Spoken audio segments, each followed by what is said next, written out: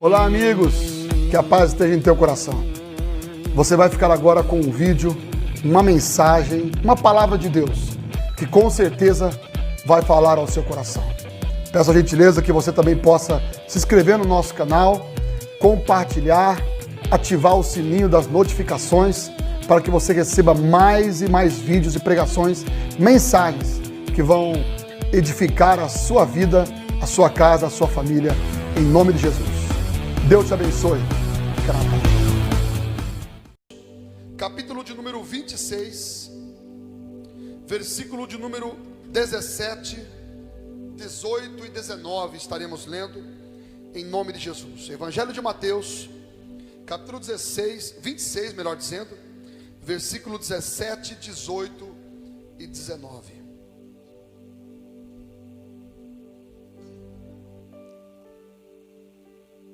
Meus irmãos,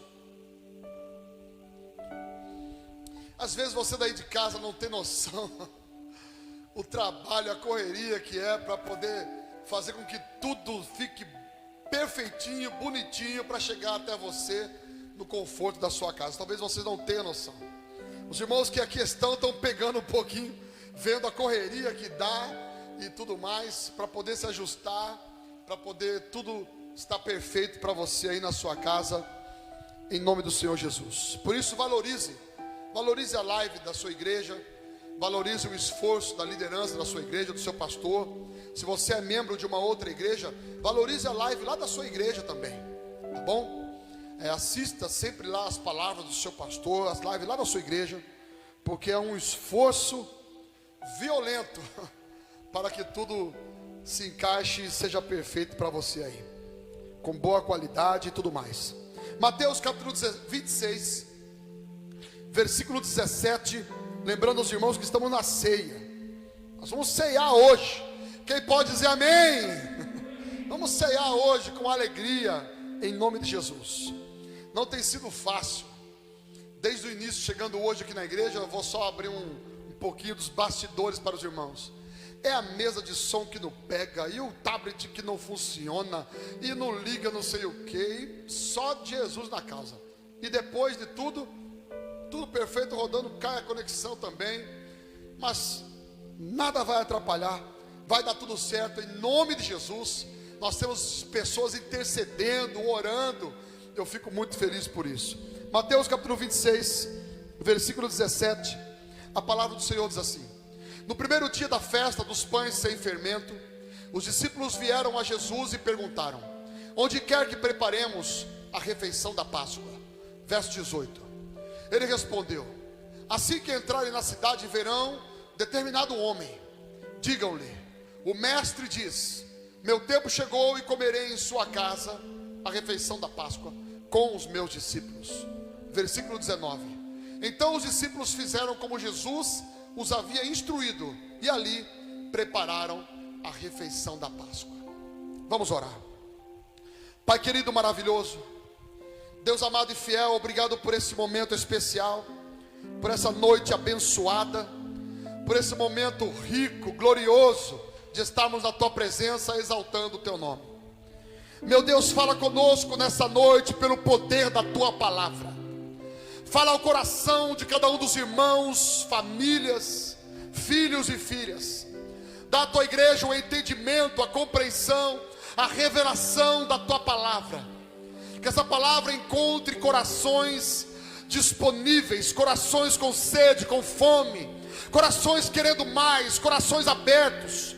E até mesmo os corações que estiveram fechados, bloqueados, sejam rompidos hoje pelo poder da tua palavra, pelo poder de umas boas novas, pelo poder do evangelho, em nome de Jesus.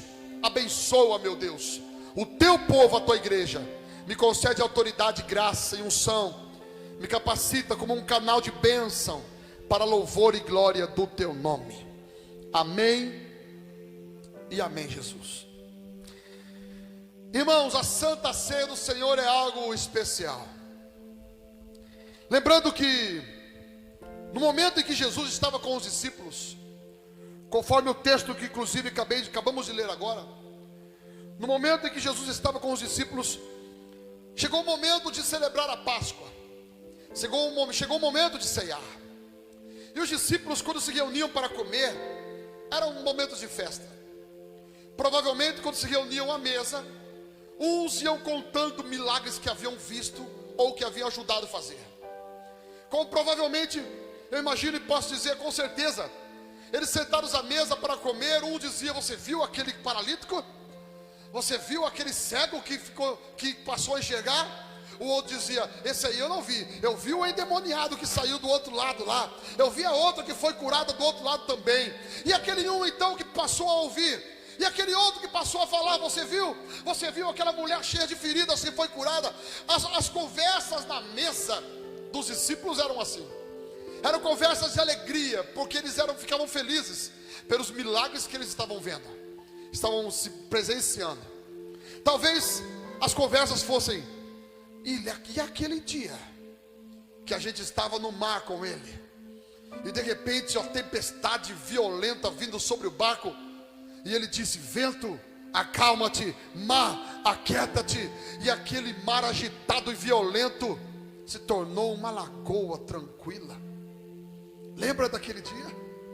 Irmãos, as conversas deles na mesa provavelmente eram conversas assim. Quando os discípulos se reuniam com Jesus para comer, e crente, quando se reúne para comer, gosta também de conversar um pouco. Então ali era momento de alegria, era momento de celebração. Mas neste dia, nesta Páscoa,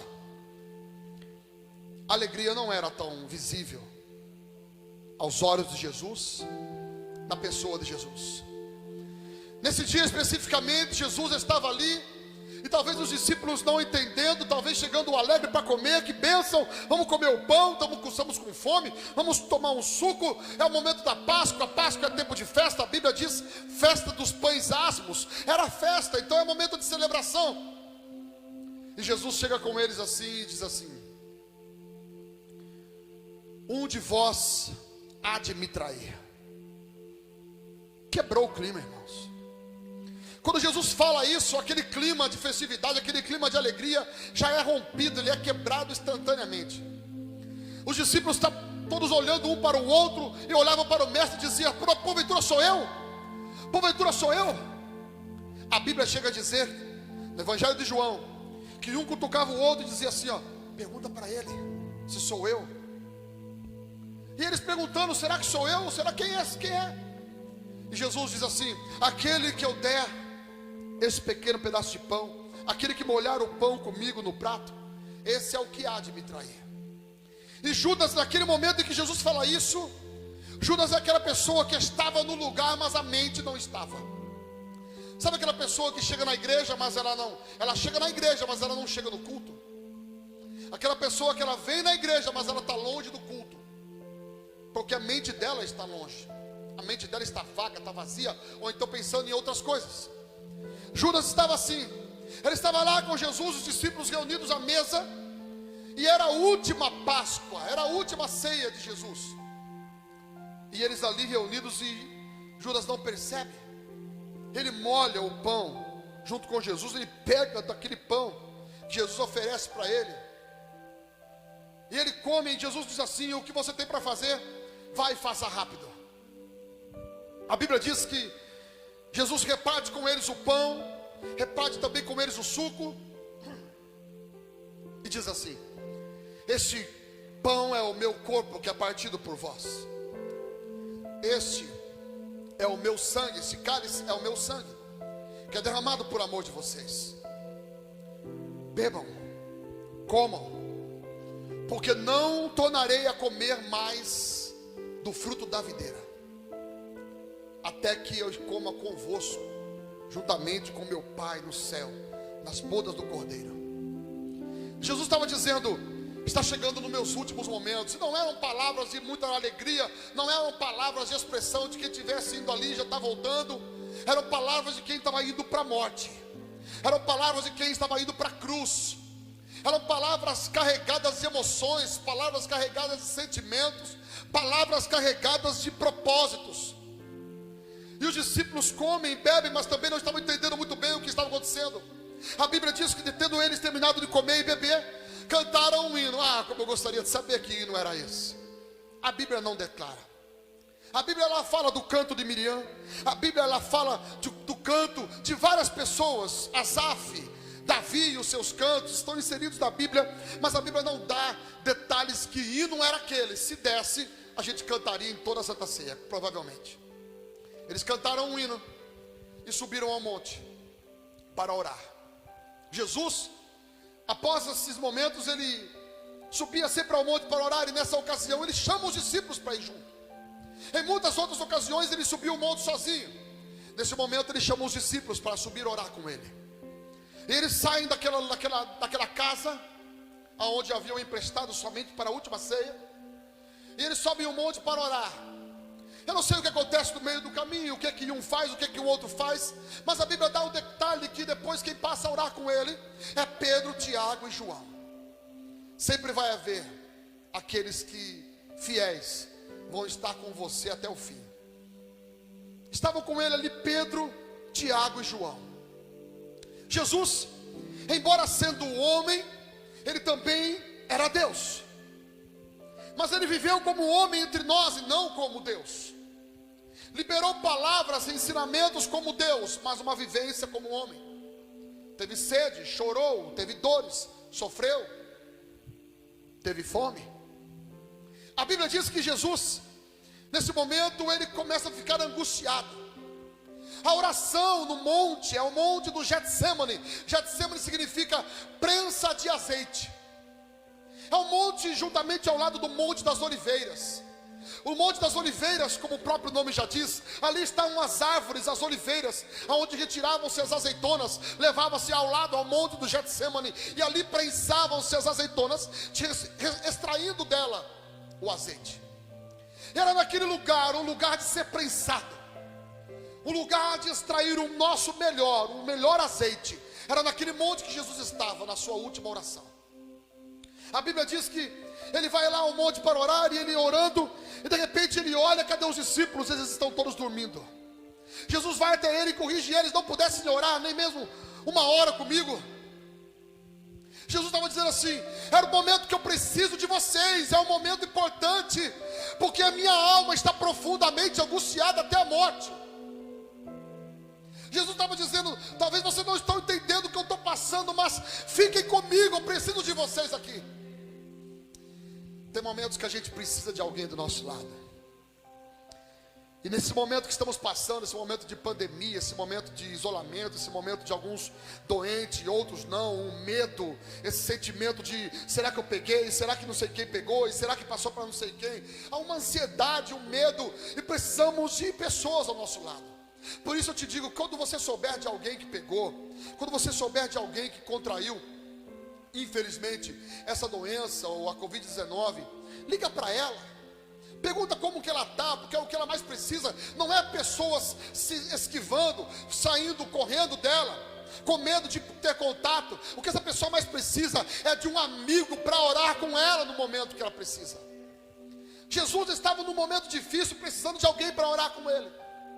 Era o monte do Getsemane, e essa oração é uma oração poderosa que Jesus faz. Jesus no monte diz assim: Pai, se possível, passa de mim esse cálice. Irmãos, se nós pararmos para pensar um pouquinho, Jesus ele começa a passar por uma angústia tão profunda naquele monte, que a Bíblia diz que ele chega a suar sangue. Irmãos, para uma pessoa chegar a suar sangue, existem alguns processos que ela precisa vencer.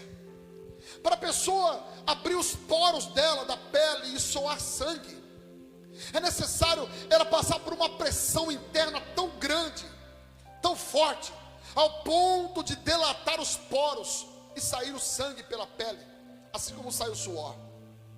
Mas normalmente as pessoas não chegam nesse último nível. Por quê? Porque quando a pessoa sofre uma pressão interna, normalmente o coração já para no infarto do miocárdio. Se o coração não parar, a pessoa pode ter um acidente vascular cerebral, a pessoa pode ter um AVC, a pessoa pode ter um problema, um rompimento da sua veia no cérebro, onde ela morre de um acidente vascular cerebral. Agora, se a pessoa conseguir vencer essa pressão interna, o coração não parar, a mente não parar, tudo continuar funcionando e aguentar a pressão, os poros se dilatam e o sangue sai pela pele. Não é tão comum acontecer isso porque as pessoas morrem antes. Mas Jesus, como não podia morrer nem do coração, também não podia morrer de um AVC, de um problema na cabeça, Jesus, ele continuou firme e vencendo aquela pressão interna que estava dentro dele. Ele chega a passar, acredito eu, que a mão, e ele vê sangue pelas suas mãos, sangue pelo seu corpo. Embora sendo a noite, a Bíblia diz que ele chega a orar: Pai, se possível for, passa de mim este cálice. Irmãos, nesse momento Jesus, ele ora como um homem, como eu e você quando passamos por aflições. Senhor, se possível, tira de mim essa luta, tira de mim essa provação, tira de mim esse momento que eu estou vivendo, me livra disso. A oração que Jesus nos ensina na oração do Pai Nosso é essa: mas não nos deixe cair em tentação, livra-nos do mal. É uma oração sobre livramento, e era essa oração que Jesus fazia no monte, enquanto ele estava ali no Getsemane. Senhor, se possível, passa de mim esse cálice. Era como se dissesse uma pessoa dizendo: vai ser difícil aguentar, vai ser difícil suportar, porque o que ele já estava suportando era muito complicado. Talvez o diabo estivesse já festejando: ele vai perder, ele não vai conseguir ir até o fim. E do outro lado o Senhor, o Pai, torcendo: vai lá, filho, eu estou contigo. Assim como Jesus disse que ele estaria conosco, o Pai em todo tempo olhava para o Filho: eu estou contigo. Assim como também com Jesus, quando sai da água, e a Bíblia diz que o Pai fala para ele: este é o meu Filho amado, em quem me agrado. E o Pai vendo o Filho sofrer, mas por um propósito maior e especial, chamado salvação, o Pai continua. E Jesus, eu acredito que após esse momento, essa oração, há uma vírgula, se você olhar no texto: Pai, se possível, passa de mim esse cálice, vírgula. Essa vírgula é como uma respirada. Respire fundo aí no seu lugar agora. Jesus dá uma respirada fundo, ele completa a oração: mas que não seja feita a minha vontade, mas seja feita a tua vontade. Jesus, ele corresponde ao propósito do Pai, e essa respirada funda é o que levanta ele para enxergar além. Porque enquanto homem, Jesus enxergava a cruz, Jesus já enxergava os chicotes, o açoite, o sofrimento que ele teria. Como homem, ele enxergava Judas beijando ele e o traindo. Como homem, ele enxergava Pedro negando. Como homem, ele enxergava as pessoas se esquivando, pessoas cuspindo no seu rosto. Como homem, ele enxergava a dor, o sofrimento. Mas como Deus, ele podia enxergar além disso. Ele podia enxergar além do sofrimento. Ele podia enxergar além da cruz. E além da cruz, sabe o que ele via? Eu e você. Além da cruz, ele via salvação. Além da cruz, ele via pessoas. Além da cruz, ele via você aí na sua casa agora. Os irmãos que aqui estão agora. Além da cruz, ele via hoje esse culto da igreja do Evangelho Quadrangular Vila Monteiro. E por amor a mim, por amor a você, por amor a nós, Jesus, ele respira fundo e diz ao Pai: mas que seja feita a tua vontade e não a minha. Nesse momento é o momento que Jesus respira fundo, talvez se coloca de pé. Ali está o discípulo sem entender nada, e de repente chega alguém acendendo luz no meio daquela escuridão do monte à noite, numa madrugada de sexta-feira. E de repente alguém pergunta: quem és tu? É Jesus? E Jesus diz assim, está revelado lá no livro de João, no Evangelho de João. Jesus responde: sim, eu sou. Quando Jesus diz eu sou, havia cerca de 600 pessoas que vieram para prender Jesus. Todos caíram no chão instantaneamente. Essa era a oportunidade. Jesus poderia levantar e sair correndo, mas não. Por amor a mim e a você, ele se entrega para ser preso. Ele sabia o que estava por vir, e mesmo não tendo pecado algum, por amor a mim e a você, ele vai de encontro àqueles que queriam o prender. A Bíblia diz que eles se colocam de pé, eles se levantam. Pedro arranca da espada e corta a orelha de uma pessoa, de um soldado. Jesus manda Pedro guardar a espada e diz a Pedro: porventura, Pedro, você não sabia que se eu quisesse eu poderia rogar ao Pai, Ele enviaria aqui legiões de anjos para nos socorrer, mas não convém que se faça assim. Não é assim que se faz, porque Pedro olhava com os olhares humanos, e o olhar humano era aquele olhar de amor por Jesus. Ele dizia: eu não posso deixar ninguém pegar o meu mestre, eu não posso deixar ninguém levar ele. E Jesus dizia: ninguém vai precisar, eu me entrego. Jesus vai de encontro a eles. Judas aparece no meio daquela escuridão, dá um beijo em Jesus. Os homens vêm e identificam que aquele era o mestre, porque esse era o combinado, aquele a qual eu beijar, esse será Jesus. Eles vêm, pegam Jesus, amarram Jesus e começam a bater. Acorrentam ele, levam ele até uma noite. Naquela noite, leva para ser julgado. Um julgamento à noite não era comum. E lá estava Jesus sendo julgado à noite, esbofeteado, zombando. Colocaram saco na cabeça dele, batiam nele, humilhavam ele. Mandaram ele para Caifás, mandaram ele para Pilatos, mandaram ele para Herodes, fizeram ele de peteca, mandando para lá e para cá. Quando ele chega na mão de Pilatos, o governador, a Bíblia diz que Pilatos, ele começa a perguntar algumas coisas para Jesus, ele começa a se interessar pelas respostas, apesar de serem poucas, mas eram muito inteligentes. É interessante que quando Jesus está julgando, ou melhor, Pilatos está naquele julgamento com Jesus, aparece Cláudia, esposa de Pilatos. E aquela mulher, ela chega para o seu marido e fala para ele, no secreto: Pilatos, esse homem é um homem justo. Nessa noite eu tive um sonho com ele, e uma voz do céu dizia: não toque, não mexa nele, porque ele é justo. Pilatos, ouvindo a voz da sua mulher e vendo o povo também gritando para que o crucificasse, Pilatos querendo agradar ao povo, porque se ele não fizesse aquilo que o povo queria, poderia causar uma rebelião. Então ele traz uma pessoa. Barrabás estava condenado à morte, um ladrão. Ele traz Barrabás e oferece: como ritual de Páscoa, eu posso soltar uma das pessoas que estão presas. Eu tenho dois aqui que estão presos, Barrabás e Jesus. Quando os sacerdotes souberam que Pilatos ia fazer isso, ainda pelos cantos, eles pegaram o dinheiro e começaram a dar para as pessoas, e as pessoas começaram a gritar que queriam que soltasse Barrabás e crucificasse Jesus. Pessoas que foram compradas pelos sacerdotes. A Bíblia diz que as pessoas gritando: crucifica-o, solte Barrabás. E mais, Pilatos disse assim: que não caia sobre mim o sangue desse homem inocente. E o povo gritava: que caia sobre nós o sangue desse homem e de toda a nossa casa, toda a nossa geração, que caia sobre nós. Esse era o grito do povo. Embora o povo não soubesse o que estavam dizendo exatamente, mas eles estavam declarando uma profecia: que venha sobre nós o sangue dele, porque é pelo sangue dele que somos limpos dos nossos pecados. Caifás também, quando pega Jesus, ele condena Jesus para que fosse morto, arrumando uma armadilha para Jesus, arrumando pessoas para testemunhar contra Jesus, de maneira caluniosa. Ele disse assim: convém que um morra, do que todos se perderem. Sem saber também, ele profetizava a respeito da salvação que todos teriam através da morte de Jesus. Jesus está agora sendo condenado. Pilatos, antes de crucificá-lo, Pilatos manda para que ele fosse açoitado.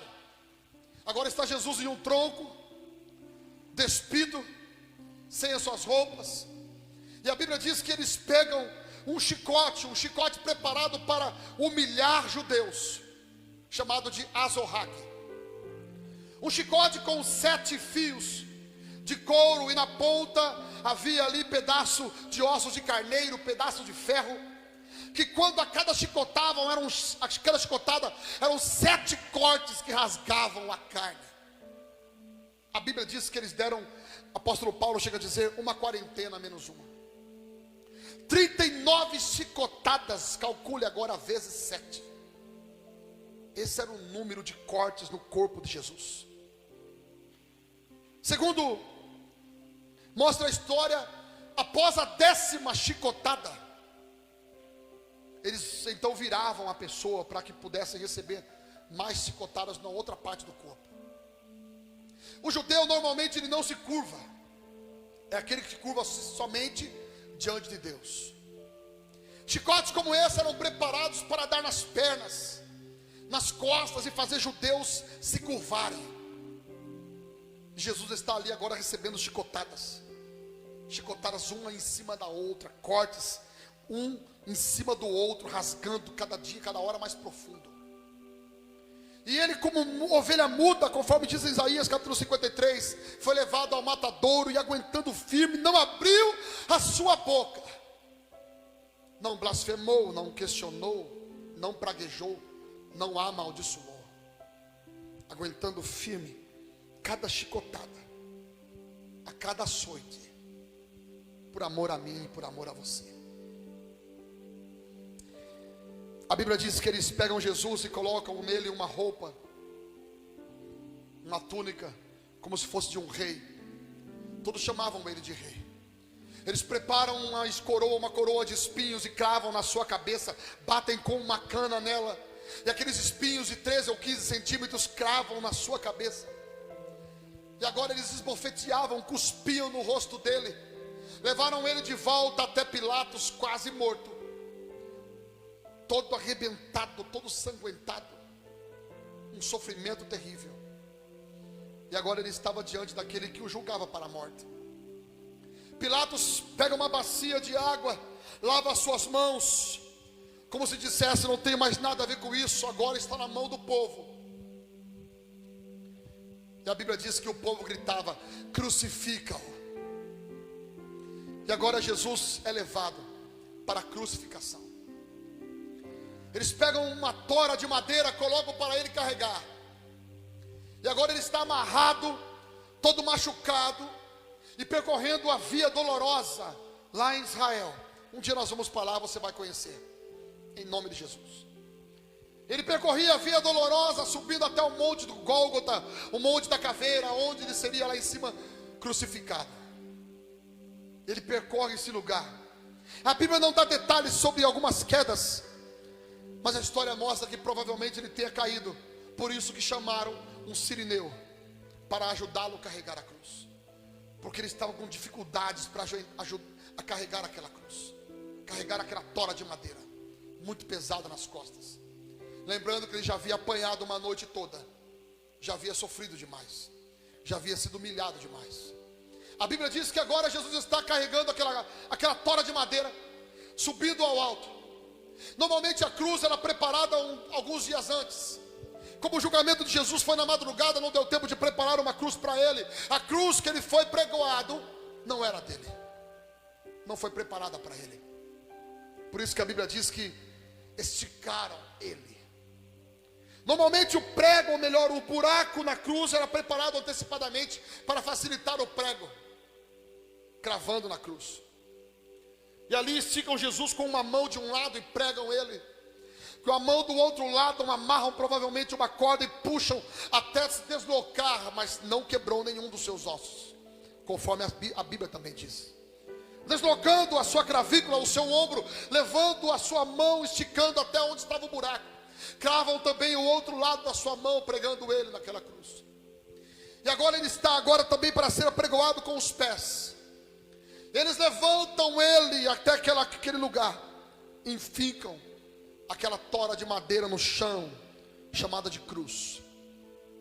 Ali está Jesus agora com dificuldades respiratórias, todo ensanguentado. Ali ele estava na cruz, pendurado, com dores nas mãos terríveis, dores na cabeça terríveis, por aquela coroa de espinhos, dores nas costas, nas pernas e no corpo, talvez um calafrio, uma febre, dores por todo o seu corpo. Como homem ele sofreu. Ele não estava ali sem sentir nada, pelo contrário, ele estava sofrendo, ele estava sentindo dores, ele estava tendo um momento de flagelo. E a Bíblia diz que ele apoiava-se pelos seus pés. E ali é pelo apoio nos seus pés. Imagine apoiar os pés de cima de pregos que estão dentro, atravessando os seus pés, forçando a carne em cima daquele prego, para conseguir respirar um pouco. Porque a Bíblia diz que carne sufocada Deus não recebe. Sacrifício de carne sufocada. Ele era o cordeiro que estava agora sendo imolado, derramando o seu sangue. Ele era o cordeiro de Deus que estava agora sendo sacrificado para perdão do pecado do povo. Ele era o cordeiro que não poderia ser morto como sufocado, não podia ser morto como uma asfixia. Ele tinha que respirar e apoiava os seus pés naqueles pregos para conseguir respirar fundo. A cada respirada, respire fundo. A cada respirada de Jesus, a dor, o flagelo, as dores no seu corpo, o sentimento de angústia, todo o sentimento de sofrimento, tudo aquilo que ele estava passando, tinha um nome: o meu e o seu. Jesus, ele aguenta firme. O diabo, para não perder a sua vez, utiliza de um atribulado que estava do lado, crucificado também, um ladrão. E aquele rapaz também estava sofrendo, havia sido açoitado, crucificado também. Ele olha para Jesus e diz assim: tu não és o rei? Não és o Senhor? Salva-te a ti mesmo e a nós também. Deus não perde para o diabo nunca. Se o diabo entrou em um de um lado, lá vai o Espírito Santo entrar na vida do outro lado. E o Espírito Santo diz assim, através daquele rapaz, olhando como provavelmente havia em cima dele uma tábua, uma escritura, algo escrito em 3 idiomas, grego, hebraico e aramaico. Estava escrito: Rei dos Judeus. Provavelmente aquele rapaz, lendo aquela escritura, ele disse: lembra-te de mim, Senhor, quando entrares no teu reino. Jesus, olhando para aquele rapaz, respirando fundo também para conseguir dizer algumas coisas, ele diz: hoje mesmo, filho, estarás comigo no paraíso. Jesus não perde a oportunidade de salvar. Não importa o que você fez, não importa qual foi o teu erro, não importa se é o último momento da sua vida, não importa o que você está vivendo agora, se você olhar para Ele e quiser o reino de Deus, Ele vai te dar, Ele vai te dar, Ele vai te dar, porque o propósito dele é salvar. Ele não perde a oportunidade de salvar um que seja, porque uma alma só vale mais do que o mundo inteiro. A Bíblia diz que Jesus, tendo dito isso, ele olha para o povo e diz: Pai, perdoai-os, eles não sabem o que fazem.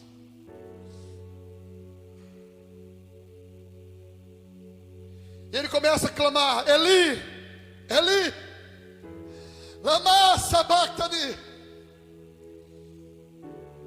dizendo: Deus meu, por que me desamparaste? Jesus, ele olha o céu e vê o céu fechado, porque nele estava o pecado da humanidade. Ele estava mais sujo do que qualquer homicida, ladrão, não importa qual é os erros das pessoas. Jesus estava mais sujo do que qualquer um, porque o pecado de todos estava sobre ele agora. Ele carregou sobre si os nossos pecados, a Bíblia diz. E o céu se fecha. Ele não vê o Pai, ele não ouve a voz do Pai, e o céu se fecha sobre ele, porque agora ele está coberto de pecados. A Bíblia diz que o salário do pecado é a morte. Mas um detalhe interessante está agora. Quando ele faz essa oração, no final ele diz assim: está consumado. Está consumado. Pai, em tua tuas mãos eu entrego o meu espírito. Escuta, a morte não pegou Jesus. Nunca a morte conseguiu pegar Jesus, porque o salário do pecado é a morte, e o dom gratuito de Deus é a vida. Como a morte poderia pegar aquele que nunca pecou? Como a morte poderia ceifar aquele que não tinha pecado algum? Embora tivesse ele cheio do pecado, mas nenhum era dele.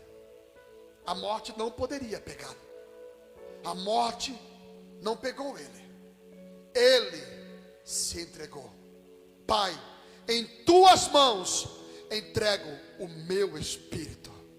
A Bíblia diz que expirando, ele morreu. Escuta, quando Jesus morre, a Bíblia diz que o céu se abre. A Bíblia diz que há um mover, uma atmosfera espiritual em Israel. No sepulcro as pessoas são ressuscitadas. Houve um terremoto sobre a terra. As pessoas começaram a entender, realmente ele era aquele que ele dizia que era. Ele era o Filho de Deus lá no templo. O terremoto abala os alicerces. O véu do templo se rasga do alto a baixo. A separação que havia entre o homem e Deus não existe mais.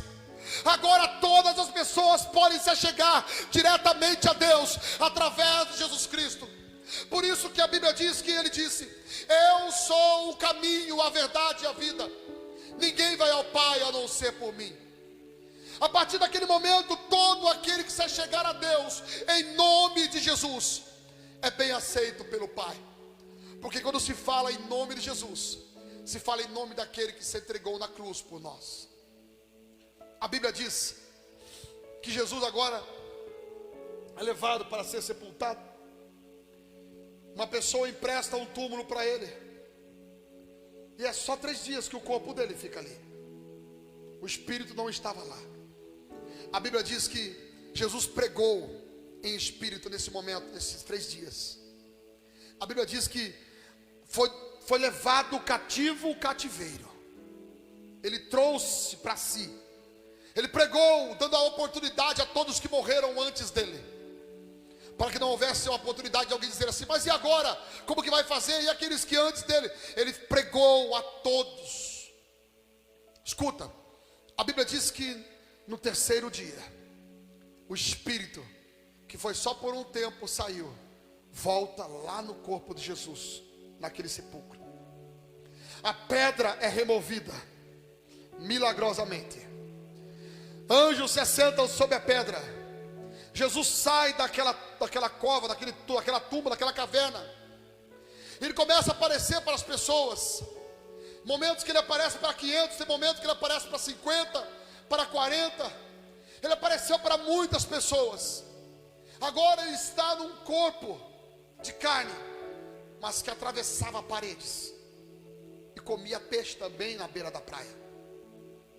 A Bíblia diz que passado algum tempo, na verdade 40 dias, Jesus, ele sobe aos céus. Estão os discípulos com ele no monte, e os discípulos estão vendo Jesus subindo. E de repente 2 anjos aparecem e diz assim: por que estão olhando para o alto? Assim como vocês estão vendo ele subir, assim também ele voltará. E essa palavra dos anjos é a declaração de promessa que ele mesmo já havia dito muitas vezes: vou para junto de meu Pai, preparar a morada, para que onde eu estiver, vós estejais também. Aonde eu vou, vocês não podem ir agora, por um tempo, mas acalmai-vos, porque vou preparar lugar. Aleluia! A palavra do anjo tinha tudo a ver com a palavra que Jesus já havia declarado. E agora os discípulos estão na terra, por um lado felizes, Porque estavam entendendo que embora Jesus tivesse morrido, agora ele ressuscitou, estava vivo para todo sempre. Porque Jesus deu uma palavra e eles acreditaram nessa palavra: eis que estarei convosco todos os dias, até a consumação dos séculos. Estarei convosco. Mesmo os discípulos vendo ele subir, os discípulos estavam sentindo: ele está subindo, mas nós temos o Espírito Santo que está conosco. Ele está subindo, mas sabemos que na verdade ele está entre nós. Ele está subindo, estamos vendo com nossos olhos ele subir, mas pelo Espírito ele está entre nós. Irmãos, nesse momento a Bíblia diz, acontece algo espetacular no céu. Jesus sobe ao céu dos céus, o céu da glória de Deus. É esse céu para onde um dia eu e você estaremos lá, em nome de Jesus. Escuta, a Bíblia diz que Jesus chega. Quando Jesus chega, ele chega com um corpo terreno que ele leva junto. Nunca mais encontraram o corpo de Jesus. Não há restos mortais de Jesus, porque o corpo e tudo ele levou para o céu. A Bíblia diz que quando ele chega, talvez não era comum aquele corpo, aquele tipo de ser entrar no céu. Os anjos, quando vêem ele chegando, talvez não estivessem entendendo o que está acontecendo, porque anjos não são onisciente, onipresente, onipotente como Deus é. Deus sabia de tudo, mas nem todos os anjos sabiam de tudo. E a Bíblia diz que os anjos que vinham com ele, lembra daqueles dois? Quando estavam ele subindo, aqueles dois deram um recado para os discípulos. A Bíblia diz que aqueles anjos vieram com Jesus para entrar no céu. E aqueles anjos disseram assim, ó: levantai, ó portas, as vossas cabeças, para que entre o Rei da Glória. Os anjos do lado de dentro gritavam: quem é esse Rei da Glória? E os anjos do lado de fora dizendo: o Senhor dos Exércitos, poderoso na batalha, Ele é o Rei da Glória. Levantai, ó portas, as vossas cabeças, para que entre o Rei da Glória. E ele entra, e agora está todos os anjos, os 24 anciãos, todos tiram as suas coroas, todos se rendem diante dele, e se cumpre a palavra: eis que o Cordeiro de Deus que tira o pecado do mundo. Eis aí o leão e o cordeiro, eis aí o alfa e o ômega, aquele que é digno de receber a honra, glória, louvor e poder para sempre. Ele é o princípio e o fim. Quando João está relatado no livro de Apocalipse, eu já vou encerrar para a gente cear. A Bíblia diz que João, quando sobe a esses céus, em espírito, quando foi arrebatado, a Bíblia diz que João, quando vê, ele não entende muito bem quem era aquele. E ele, quando vê, ele diz: e eu vi olhos como chamas de fogo, cabelo branco como a lã branca, como a neve, no seu peito um cinturão como de ouro, os pés como latão reluzente, a sua voz como voz de muitas águas, e o rosto brilhava como o sol, quando na sua voz resplandece. E eis que eu, olhando para ele, eu caí como morto, e ele estendeu a sua destra sobre mim e disse: eu sou o último e o primeiro. Eu estava morto, mas agora estou vivo para todo sempre, e tenho nas mãos as chaves da morte e do inferno. E levanta João pela mão, pela sua destra. Escuta, esta ceia é uma ceia especial. Nós conseguimos entender um pouquinho por que o diabo queria tanto atrapalhar tudo isso. Porque é um momento especial para ficar marcado na minha, na sua vida, a oportunidade que eu e você temos, a oportunidade especial que cada um de nós temos. É o momento de ceiar. O que essa ceia representa? Essa ceia representa essa aliança. aliança que um dia nós fizemos em Jesus Cristo, uma aliança para toda a eternidade, pois para todo sempre estaremos também com Ele. É nesse céu que João foi, é nesse céu que o apóstolo Paulo foi arrebatado também e foi. É nesse céu glorioso que Jesus está, reinando para todo sempre, que eu e você também iremos. Este é o evangelho da graça, esta é a palavra da fé, este é o marco da igreja.